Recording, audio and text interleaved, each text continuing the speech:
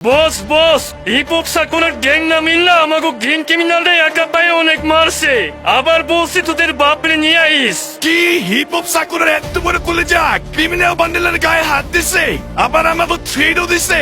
ওদের এত বড় সাহস কই থেকে আসে?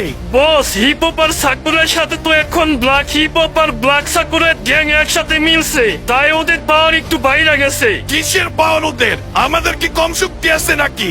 আমাদের তো ক্রিমিনালের কত বাসন আছে।